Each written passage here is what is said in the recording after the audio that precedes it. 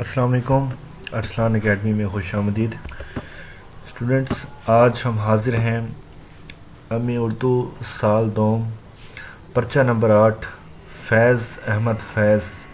ایک نہایت اہم اور ضروری موضوع ہے جو ہر سال جو ہے پیپر میں اس کے متعلق سوال پوچھا جاتا ہے۔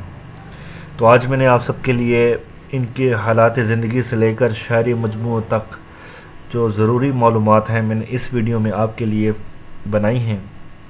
ایک میں بات آپ کو بہت ضروری بتا دوں کہ جو لوگ یہ کہتے ہیں کہ آن لائن پیپر ہوگا یا ریٹن میں ہوگا، یہ ویڈیو جو میں بنا رہا ہوں یہ ان سب کے لیے، دونوں کے لیے بہت مفید ہے، کیونکہ یہاں سے جو بھی مواد آئے گا یا تو MCQs میں آئے گا، یا اگر آپ کے پاس کوئی ریٹن میں پیپر آتا ہے تو آپ اپنے لینتھی سوال میں اس کو آسانی سے ایڈ کر سکتے ہیں۔ تو چلیں ویڈیو سٹارٹ کرتے ہیں۔ یہ ہے ایم اے اردو سال دوم پرچہ 8 جدید شاعری کا اہم موضوع فیض احمد فیض۔ سب سے پہلے بات کرتے ہیں حالات زندگی پر۔ تو فیض 13 فروری 1911 کو ایک معزز سیال کوٹی گھرانے میں پیدا ہوئے۔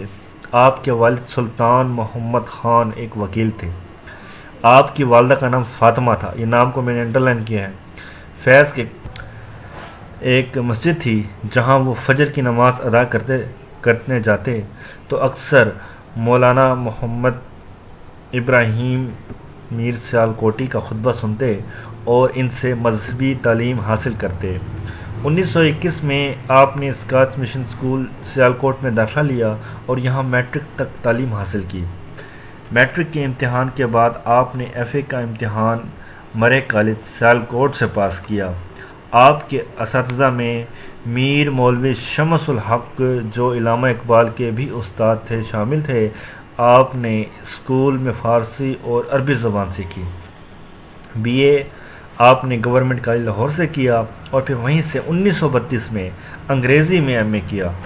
بعد میں اورینٹل کالج لاہور سے عربی میں بھی MA کیا۔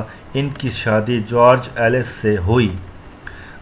تو اب بات کرتے ہیں ان کی راولپنڈی جو سازش کیس تھا جو ان کو جیل ہوئی تھی، اس پر بھی اہم معلومات پر بات کرتے ہیں کہ لیاقت علی خان کی حکومت کشمیر کو پانے میں ناکام ہو گئی تھی، اور یہ بات پاکستانی افواج یہاں تک کہ محمد علی جناح کو بھی ناگوار نہ تھی۔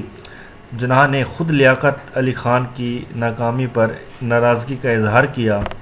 فروری 1951 کو chief of general staff major general Akbar Khan کے گھر پر ایک خفیہ ملاقات کا انعقاد ہوا۔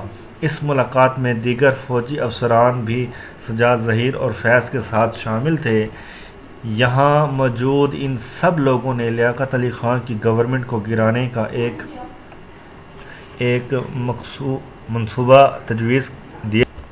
یہ سازش بعد میں راولپنڈی سازش کے نام سے جانے لگی۔ مارچ 1951 کو فیض کو راولپنڈی سازش کیس میں معاونت کے الزام میں حکومت وقت نے گرفتار کر لیا 11 مارچ میں، اور آپ نے 4 سال سرگودا، ساہیوال، حیدرآباد اور کراچی کی جیلوں میں گزارے، جہاں سے آپ کو 2 اپریل 1955 کو رہا کر دیا گیا۔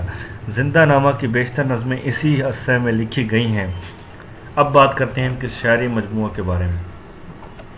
تو فیض احمد فیض کے جو شاعری مجموعے ہیں کس سال میں ہوئے، یہ بہت ضروری بات ہے، تو میں نے یہ سب آپ کے لیے لکھا ہے۔ ان کا پہلا جو شاعری مجموعہ ہے وہ ہے نقش فریادی، جو 1941 میں انہوں نے جو ہے شائع کیا۔ دوسرا ہے دست صبا، یعنی کہ یہ 1952 میں، اور تیسرا جو تھا وہ ہے زندہ نامہ، یہ 1956 میں، اور دست سنگھ یہ ہے 1956 میں، سر وادی سینہ 1971 میں، اور شام شہریاراں 1978 میں، اور میرے دل میرے مسافر یہ تھا 1981 میں۔